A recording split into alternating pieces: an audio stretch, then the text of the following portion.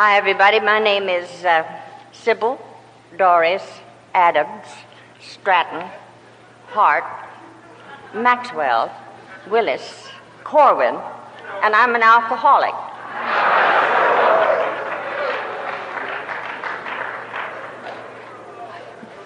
Hey, that's going to be... Thank you. That's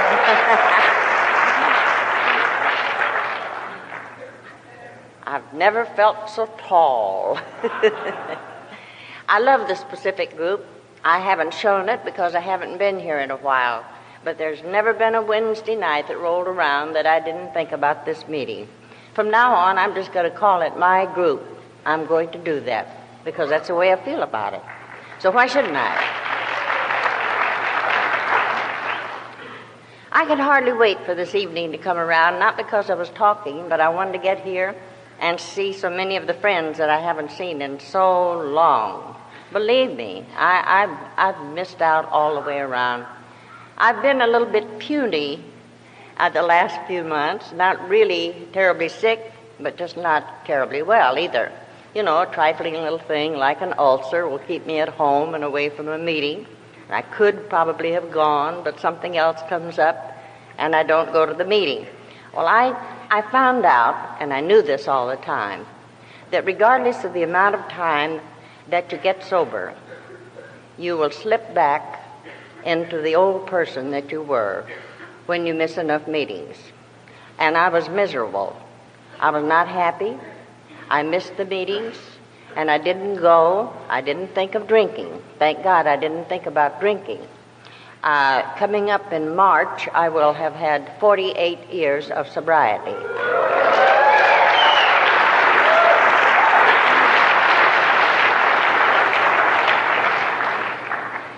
Now that came about because I happened to read a certain magazine on a certain day, and for once in my life, I picked up a pen and pencil and wrote them a letter asking for help. In 1940, I was visiting my mother-in-law in San Diego, and I picked up Liberty magazine. That's now defunct. I don't know how many years it has been since there's been a Liberty magazine. But I picked up that magazine, and on the cover it said, Alcoholics and God. And I read that, and I was very interested in what they had to say. But do you think that I wrote them or told them or anything like that? No. I was even afraid to keep the magazine because I thought my mother-in-law might miss it and wonder why I took it. And I was just childish about it. I left the magazine there with all the news of Alcoholics Anonymous, and I thought about it 1,000 times and wished I had kept the magazine. Well, it was too late for that, but my time rolled around again. I got very drunk, and I got on the Ridge route, and I went up to Fresno and even past that, and I don't know why. I have no inkling as to why I found myself way on the other side of Fresno. I remember stopping in a little town called Hanford, and there was a man there that told me that he had a daughter up in the woods there in the mountains that was an alcoholic. And so I drove by to see her, and then turned around and came back home. And on the way back, I couldn't drive. I was so drunk. I just could not make it. I didn't know what to do. And a man came along, and he put out his hand for a ride, you know. And feeling as I did, I stopped the car and let him in. And I said, "Can you drive?" And he said, "Yes, I can." And I said, "Well, you take this car and take me to Los Angeles, and I'm going to get in the back seat and forget all about it." So I crawled in the back seat and fell asleep. Now, I don't know how long that went on or how long it took that man to get over the Ridge route, because it was a very poor road in those days. But finally, somebody shook me and woke me up and said, "Lady, we're in Los Angeles. I want to turn your car back over to you because I'm headed for Skid Row." And I thanked him for driving me there. It happened to be at 6th and Hill. And he left me. So I went to the newsstand there at 6th and Hill, and I picked up a magazine to read while I was taking a Turkish bath.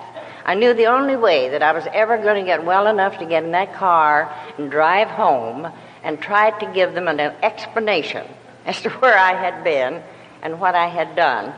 I wasn't able to hack it at all. I just simply could not face anyone at that time. So I bought this magazine and didn't look at it for a while, but after the Turkish bath I picked it up and I looked at it, and it was the Saturday Evening Post, dated March the 1st, 1941.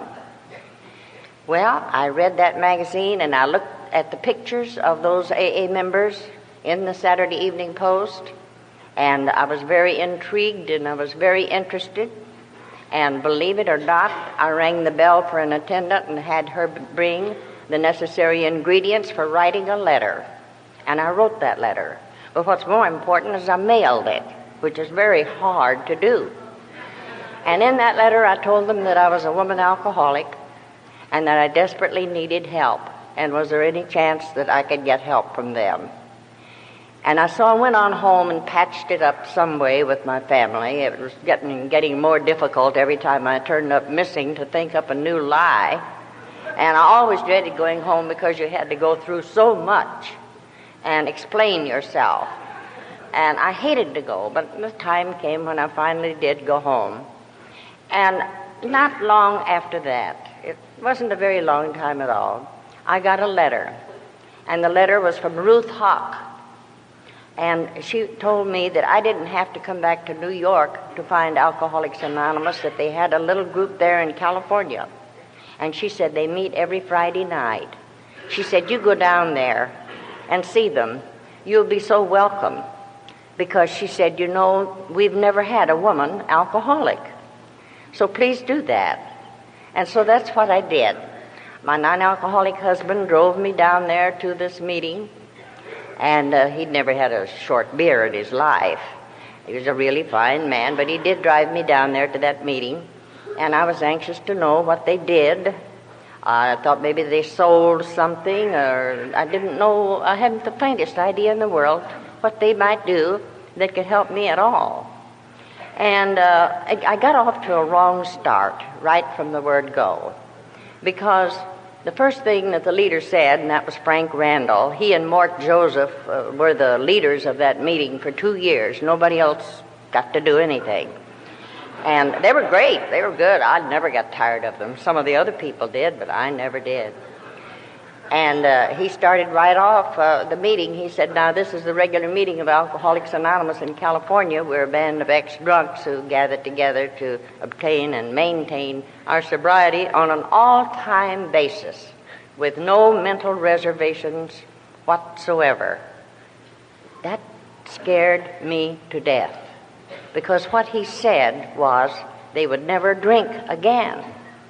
And that frightened me more than I can possibly tell you, that they were there on an all-time basis and they had no mental reservations about it whatsoever. And I thought, well, I can't do that. I just can't do that. And I didn't think that I could. And then he added, now, as is our custom, before we start the meeting, the women will have to leave. Please get up and leave, and then I'll begin the meeting. And I looked around, and I was just sitting right there, and there were no other women, and so I thought, he means me.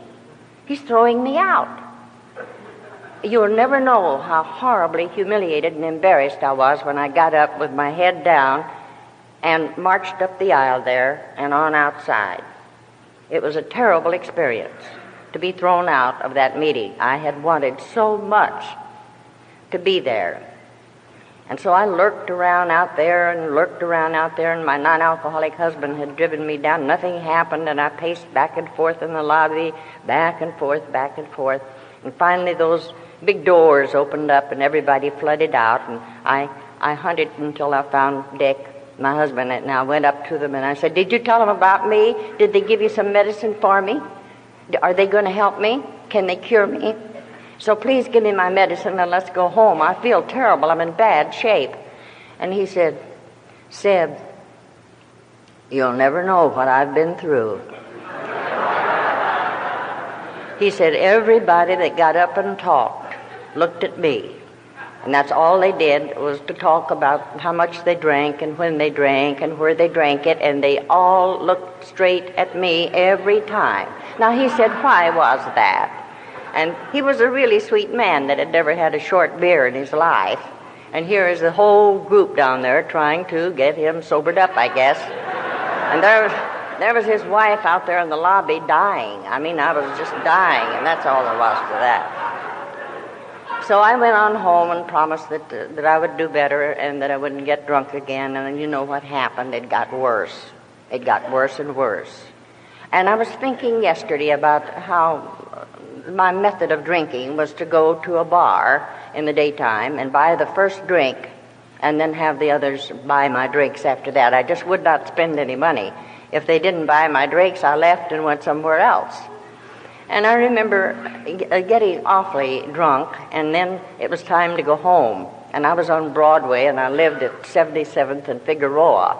Well, that's a long block. It's not an ordinary block. It's very long. And so I would try my best. When I left that bar, I made a little running start, and I went down that sidewalk, and I fell. And I would lay there a little bit, and then I'd get up, and I'd give it a little running start, and I'd make another 10 or 15 feet, and I would fall down, scrape my knees, and they began to bleed. And pretty soon I was up like that, and then I'd lay there on that cold sidewalk, and it felt good. It really felt pretty good. And I would lay there till I could get up again, and then I'd make another little running start. And you'll never know how long that took me to get home. Now, my silk hose, they didn't have nylons then, I don't think. They had fallen down long before. They had just finally, just gradually, So it was that during these last hitches before I reached home, I would be running along and I would fall down, and those stockings would be in the rear of me, stretched out way in the back. And so when I would get up and make one of my little running starts, they'd be in the back of me, all filled with holes. And when I got to the porch of my house, to get up those steps with those stockings holding me back all the way was the hardest thing that I ever had to do. But I finally made it in the house, and it was a rough deal. I really had to give the biggest lie that I had ever made in my life in order to keep my home or my husband or my sanity. And I had a little girl that I adored, and here was her mama out drunk all the time. I loved her just as dearly as a mother ever loved a little girl, and I couldn't take care of her. Now that was my life, and I didn't like that. I didn't want to behave like that.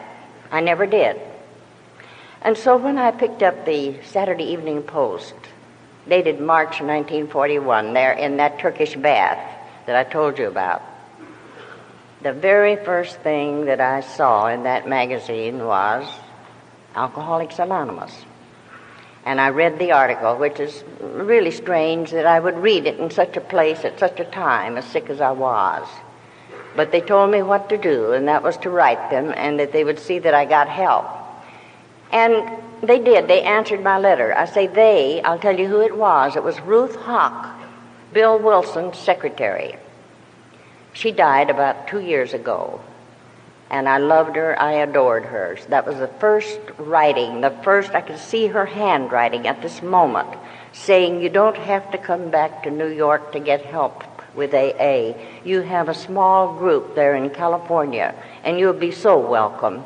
They will welcome you with open arms, because, you see, they've never had a woman alcoholic. So please go down. Well, wasn't it a lucky thing that I did? Because when I went back down there, I was able to get in all right, because the word had passed around that they'd made a mistake, and that there had been a woman alcoholic there, and they made it up to me in every way that they could. But when Frank Randall finally picked up a huge stack of calls, they were 12-step calls, he said, now listen, folks, due to the recent publicity, we've got more work here than we can do. We can't possibly get this job done unless all of you volunteer and help. So he said, I'm going to call out some addresses, And then if you can go, you raise your hand and say, here, and take them. And go see those drunks tomorrow. But don't keep them waiting, because they might die. This is a killer disease. So go as quickly as you can and call on those people and tell them where we are and bring them with you next Friday. Now, he said, those of you that will do that, you come on up here. And so that's what they did. And I sat there watching, and watching and watching. And that's what they did. They went up there and they got those 12-step calls. And he said, I tell you what, he said, I understood from Mort over here that we have a woman alcoholic now, and that her name is Sybil. Sybil, where are you? And I raised my hand. And he said, well, come on up here, Sybil. He said, I've got a bunch of these calls, and they're from women. And he said, a woman should call on a woman, and a man call on a man. And so since these calls are for women, Sybil, I'm going to put you in charge of all the women. And I was so pleased. I thought, my God, you get promoted here in a hurry. Last week they threw me out, and now I'm in charge. And I was really pleased about that. So I took a big bunch of those calls, and I began to ring those doorbells. And I began to take those women down there, and some men. And I stayed sober. And it was not easy. It was not easy. It got easier as time went by.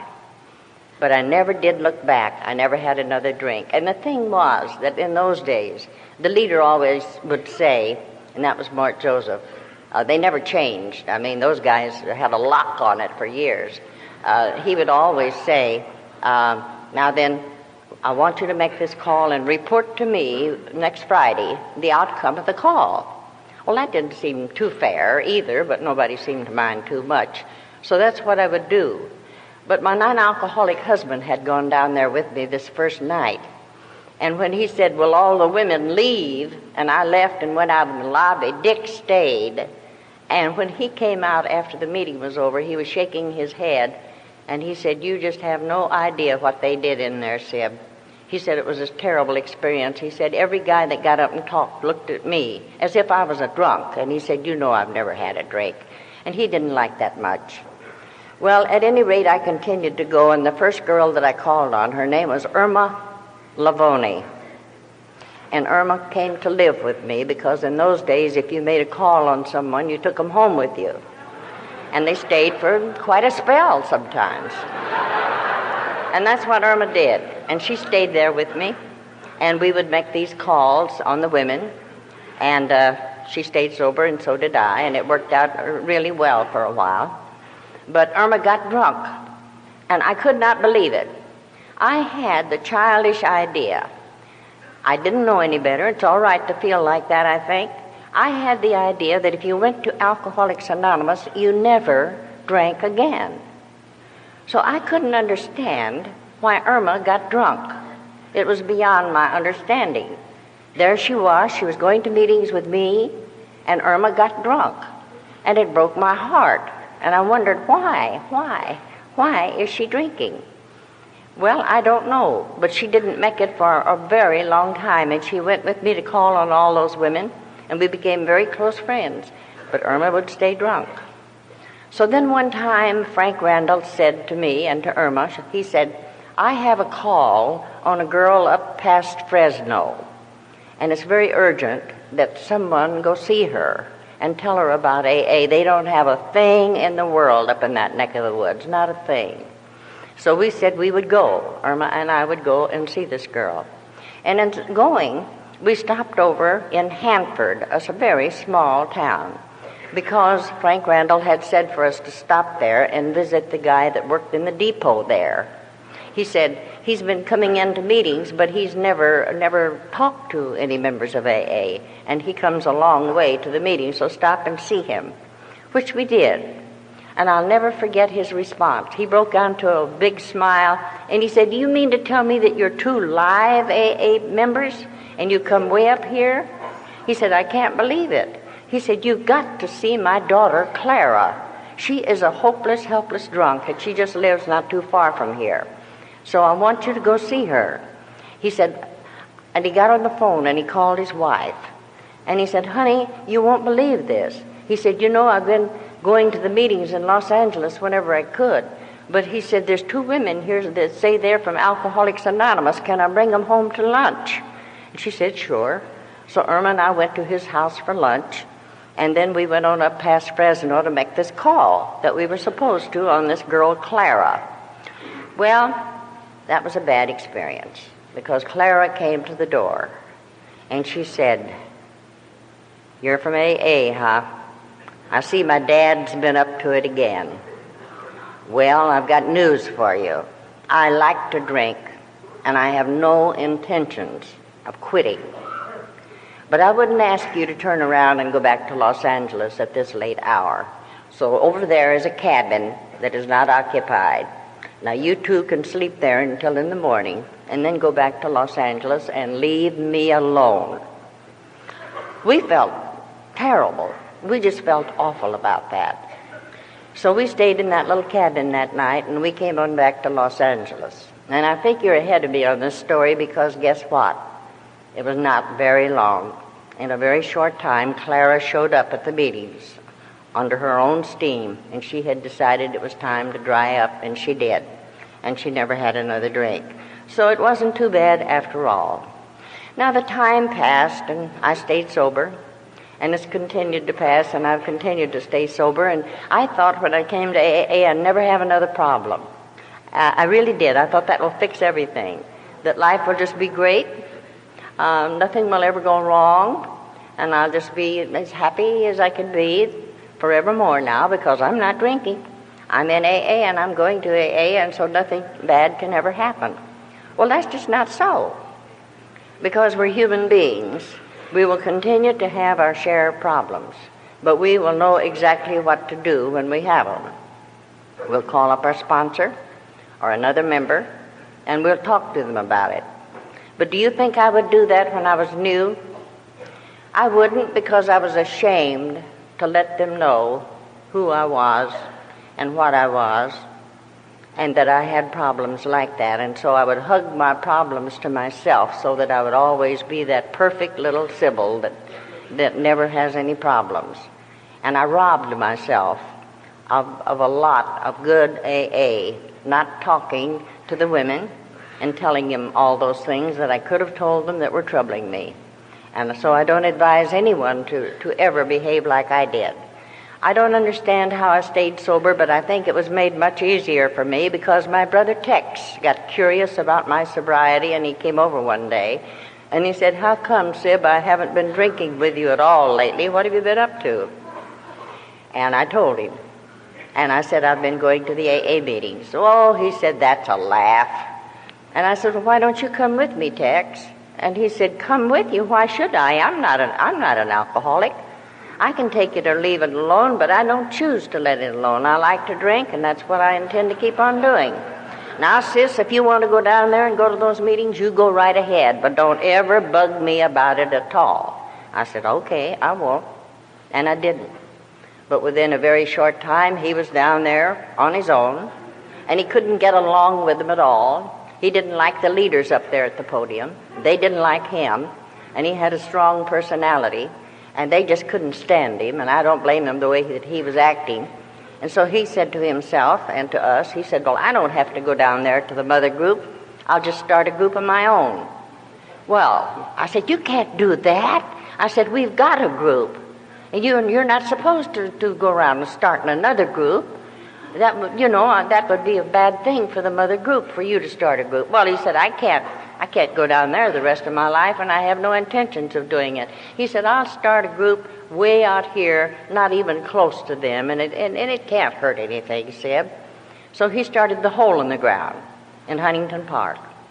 And Tex Adams it was magic, the way that he had the faculty of being able to help alcoholics. They would come there, and they'd get sober, and they'd stay sober. And he would be tough on some of them and bawl them out and carry on. He wasn't easy with them at all, but they had to do what he said, and they would do it, and they would stay sober.